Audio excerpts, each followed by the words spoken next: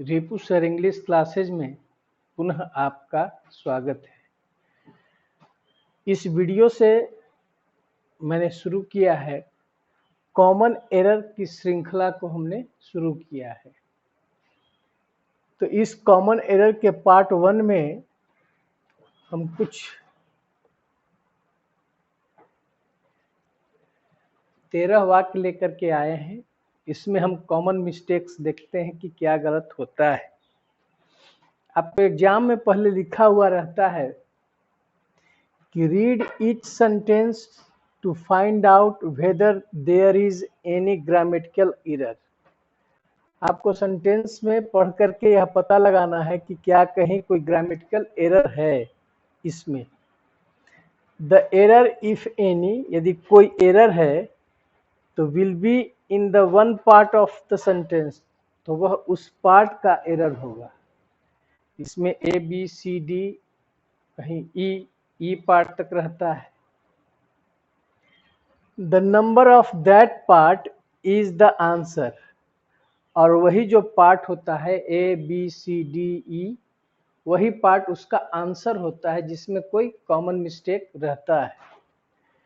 If there is no error, यदि कोई error नहीं हो उसमें, तो the answer will be no error. तो जिस पार्ट में आपको नो एरर रहेगा वह डी रह सकता है या ई रह सकता है। नो एरर लिखा हुआ रहेगा तो वह आंसर होगा, अगर किसी पार्ट में कोई गलती नहीं है। तो अब हम विचार करते हैं, देखते हैं सेंटेंसेस को। कैटल्स पहला पार्ट हुआ, वेयर ग्रेजिंग दूसरा पार्ट हुआ, बी पार्ट हुआ। इन द मीडोज यह सी पार्ट हुआ। नियर आवर फार्म्स यह डी पार्ट हुआ। अगर कोई इसमें गलती नहीं है तो नो एरर आपका ई पार्ट हुआ। तो हर एक पार्ट को देखना है और समझना है। तो आप देखे होंगे कि कैटल खुद प्लूरल होता है, कैटल खुद प्लूरल होता है, इसलिए कैटल का प्लूरल कैटल्स करके नहीं करते, इसलिए इस पार्ट में आपका मिस्टेक है, ए पार्ट में आपका मिस्टेक है। दूसरा देखिए, क्वेश्चन है like most young woman, part A, living at homes I cannot really talk, यह पार्ट बी हुआ। अबाउट माई आइडियाज और व्हाट, यह पार्ट सी हुआ। I really feel to my parent, यह आपका पार्ट डी हुआ। अगर गलत नहीं है तो पार्ट ई हुआ, नो एरर। अब इस वाक्य को ध्यान से देखने के बाद हर पार्ट को जब देखेंगे तो आपको मिले, इसमें मिला एट होम्स। एट होम्स नहीं होता है, यह एक फ्रेज है घर पर। तो घर पर के लिए अंग्रेजी होता है एट होम, न कि एट होम्स। तो आपको बी पार्ट में जो है सो गलत है।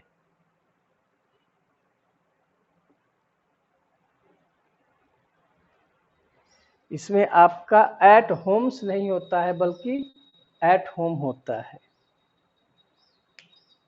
इसलिए यह आंसर हुआ आपका बी, बी में आता है। तीसरा क्वेश्चन है, if a student needs advices, A part में हुआ अबाउट कैरियर्स, ही और see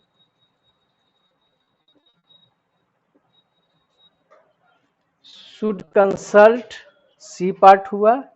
the careers officer, the career officers, D part हुआ। नो एरर, पार्ट ई हुआ। इसमें आप देखेंगे कि एडवाइस का प्लूरल एडवाइसेज नहीं होता है। जब एडवाइस का हम प्रयोग करते हैं किस अर्थ में, सलाह के अर्थ में, तो उस सलाह के अर्थ में एडवाइस का प्लूरल एडवाइसेज नहीं होता है। एडवाइसेज एक अलग प्रयोग है। एडवाइसेज का मतलब होता है व्यापारिक सूचनाएं होता है, जबकि यहाँ सलाह के अर्थ में है।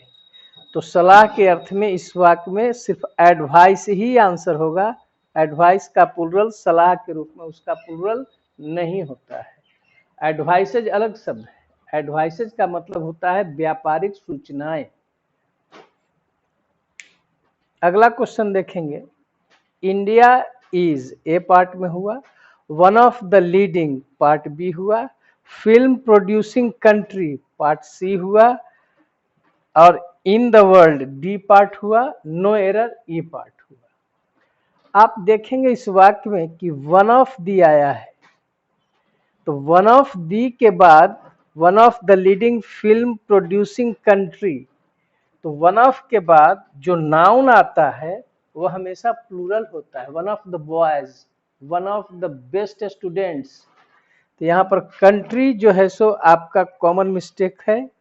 पार्ट सी में आपका यह गलत है, होना चाहिए यहाँ कंट्री की जगह पर कंट्रीज। किसके वजह से?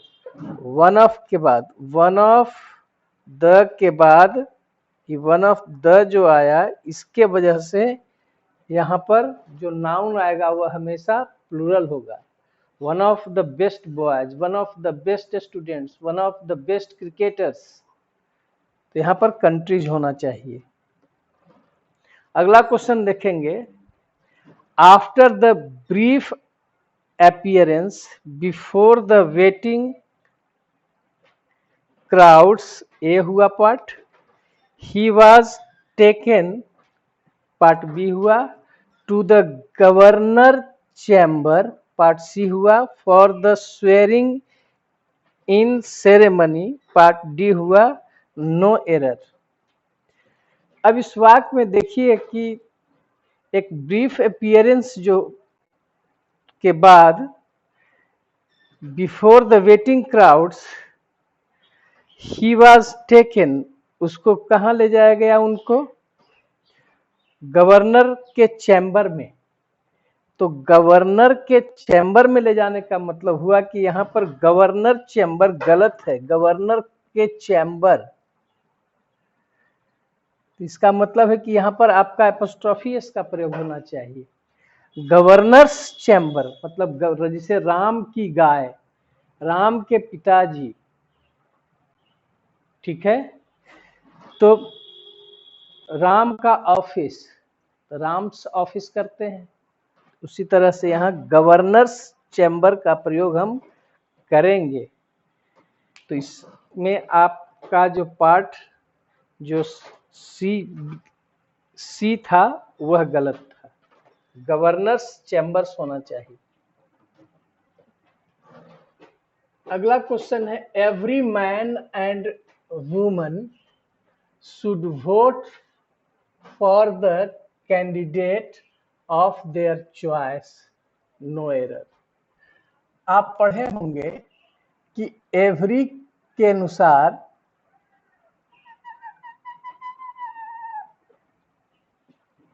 जो यहाँ पर पॉजेसिव केस आया है देयर,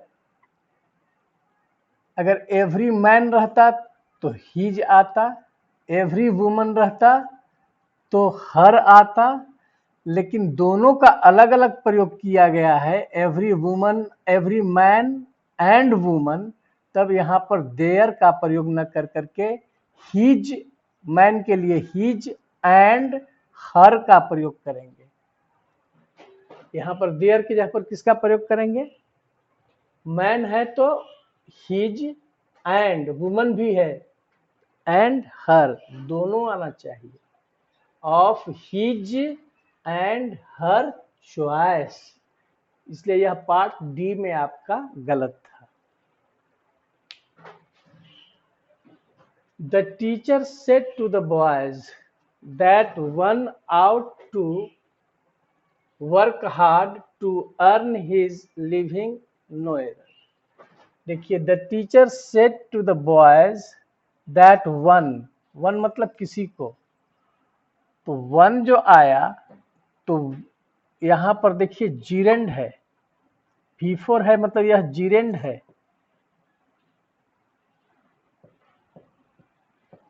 जीरेंड के पहले पॉजेसिव केस आना चाहिए। तो यहां पर वन यदि सब्जेक्ट है तो हिज नहीं आना चाहिए। वन का पॉजेसिव केस हिज नहीं होता है बल्कि वंस होता है, वंस। यहाँ पर क्योंकि वन सब्जेक्ट है, अगर ही रहता तब हिज होता, सी रहता तो यहाँ पर हर हो जाता, दे रहता तो दियर हो जाता, वी रहता तो आवर हो जाता। इसके बाद जिरेंड आ रहा है, इसका मतलब यह पॉजेसिव केस में आना चाहिए, क्योंकि पॉजेसिव केस के बाद ही जिरेंड का प्रयोग होता है। तो यहाँ पर सब्जेक्ट वन है तो यहाँ पर वंस होना चाहिए। इसमें एक गलत और देता है, यहाँ पर लिख देता वन ही लिखा हुआ रहता है, हिज के जगह पर वन, ऐसा भी दे सकता है, वन लिविंग। तो इसका मतलब कि लिविंग जिरेंड है, भर में आईएनजी लगा हुआ है, तो वन नहीं आना चाहिए, पॉजेसिव केस में आना चाहिए। तो पॉजेसिव केस क्या हो जाएगा, वंस। तो यहाँ पर वन लिख के भी गलती कर सकता है, हिज लिख के भी गलती कर सकता है। जिरेंड के पहले हमेशा कौन केस आना चाहिए, पॉजेसिव केस, क्योंकि पॉजेसिव केस के बाद ही जिरेंड का प्रयोग होता है। जिरेंड का जब प्रयोग किया गया है तो उसके पहले possessive case.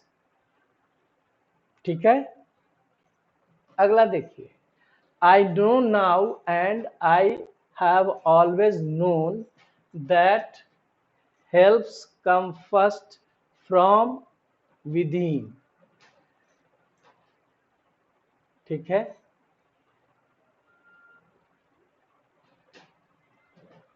I know now and I have always known that helps come first from within। ये सी हुआ और इसमें आपका ही डी हुआ। आप इस वाक्य को देखें कहां पर मिस्टेक हो रहा है। यह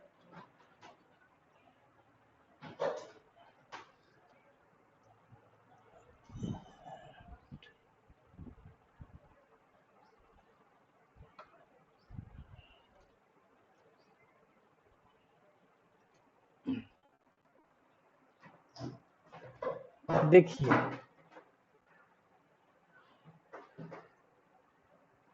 I know now and I have already known that helps।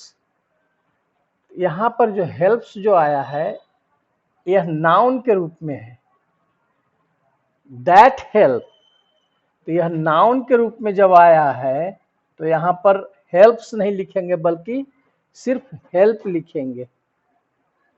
that help, वह मदद, मदद नाउन के रूप में है, क्योंकि अगर हेल्प्स रहता तो इसके पहले कोई तो सब्जेक्ट जरूर रहता, तो सब्जेक्ट तो है नहीं, तो यह नाउन के रूप में है, तो नाउन के रूप में हेल्प्स नहीं होता है, हेल्प का प्रयोग करते हैं। अगला देखिए, one should look for his own faults first and then for those of others, D no error E. आप देखिए आपका सब्जेक्ट क्या है, वन है, तो अभी पढ़ाए हैं बताए हैं, one should look for his. जब वन है तो वन का यहाँ पर पॉजेसिव केस हिज नहीं होता है बल्कि वंस होता है। तो यहाँ पर आंसर क्या होना चाहिए था, वंस, ONE', वंस आना चाहिए।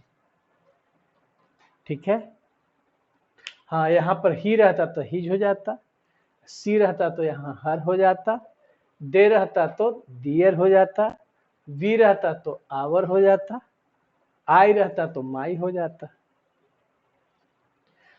पॉलिटिकल एजुकेशन, अगला क्वेश्चन है, political education in real sense should develop people who will be committed to bringing social change। Political education in real sense should develop people who will be committed to bringing social change। इस वाक्य को आप देखिए,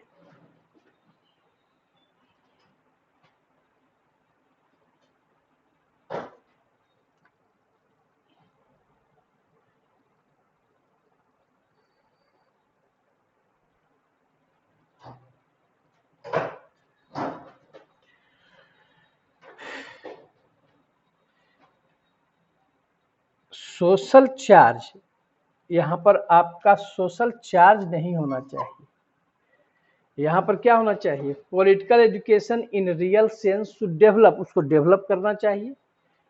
people who will be committed, वैसे लोगों के लिए जो बिल्कुल कमिटेड हैं टू ब्रिंगिंग सोशल चार्ज, नहीं बल्कि सोशल चेंज, सामाजिक बदलाव की यहाँ पर बात है। सोशल चार्ज कोई प्रयोग नहीं है, तो सोशल चेंज लाता है, इसलिए यहाँ पर चार्ज की जगह पर हम क्या प्रयोग करेंगे?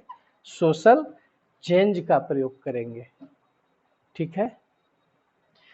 One of my good friend is both an artist and a physician of repute, repute मतलब प्रतिष्ठित, नो एरर। आप देखिए वन ऑफ दी पढ़ा है, इसी में क्वेश्चन में आपका आया है वन ऑफ के बाद।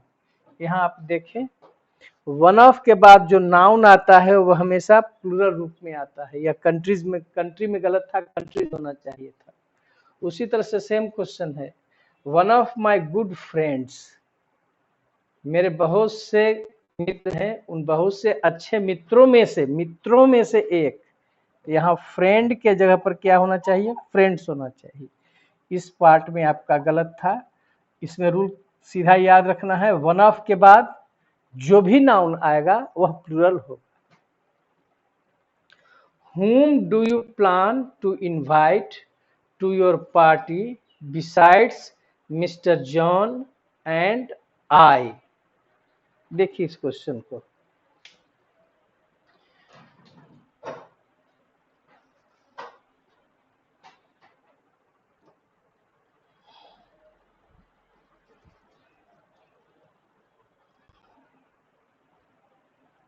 आप प्रीपोजिशन में पढ़े होंगे बिसाइड एंड बिसाइड्स। बिसाइड्स क्या है? आपका प्रीपोजिशन है। तो प्रीपोजिशन के बाद नाउन भी आएगा, प्रोनाउन भी आएगा। तो प्रीपोजिशन के बाद नाउन या प्रोनाउन जो आता है वह ऑब्जेक्ट के रूप में आता है। तो मिस्टर जॉन यहाँ ऑब्जेक्ट हो गए, एंड आई सब्जेक्ट हो गया, गलत हो गया। तो बिसाइड्स क्या है? एक प्रीपोजिशन है। तो प्रीपोजिशन के बाद आने वाला नाउन या प्रोनाउन ऑब्जेक्ट के रूप में रहता है, इसलिए यह पार्ट में आपका गलत है। आना चाहिए इसमें क्या? मिस्टर जॉन एंड मी आना चाहिए। मिस्टर जॉन एंड मी का प्रयोग होना चाहिए। अब देखिए, there is many a slips between the cup and the lip and so one has to be careful. आप चाय पीते हैं तो बहुत सा स्लिप होता है लीप के बीच में और कप के बीच में, तो चाय पीने में आपको लीप पर जो है सतर्क रहना चाहिए, कहीं जल ना जाए। तो इसमें गलती क्या है? देखिए, एक शब्द होता है मेनी, एक होता है मेनी ए। मेनी मतलब बहुत, अब मेनी एक का मतलब होता है एक एक करके बहुत। तो मेनी एक के साथ नाउन जो आता है वह सिंगुलर होना चाहिए। मेनी ए मैन, एक एक करके बहुत आदमी। Many a student is coming. तो इसलिए देयर इज के बाद जो मेनी ए आया है इसके साथ नाउन सिंगुलर होना चाहिए। तो there is many a slip होना चाहिए, न कि स्लिप्स होना चाहिए। हाँ, देयर आर मेनी स्लिप्स हो सकता है, there are many slips, many के बाद नाउन प्लूरल हो जाएगा, लेकिन मेनी ए के बाद नाउन सिंगुलर होगा। तो इसका सही आंसर दोनों तरह से हो सकता है, देयर आर मेनी स्लिप्स या there is many a sleep. तो मतलब मेनी के बाद नाउन प्लूरल और मेनी ए के बाद नाउन सिंगुलर होता है। इस तरह से आपका जो सीरीज स्टार्ट किए हैं कॉमन मिस्टेक, इसलिए आप जो भी आपको वीडियो अपलोड किए हैं अच्छा से पढ़ें, उसमें ये सारी चीज़ें मिलेगी, कुछ नयापन भी मिलेगा। तो यह सीरीज जो है कई पार्ट में हम आपको भेजेंगे, इसका वीडियो बनाएंगे और आप 15 क्वेश्चन तक रह सकता है। एक पार्ट में 15 क्वेश्चन तक। इसलिए आप अभी से इसका जो है सो एक्सरसाइज करना शुरू कर दें। जो दे रहे हैं बस उसी को आप ठीक करते चले जाइए। ठीक है, धन्यवाद।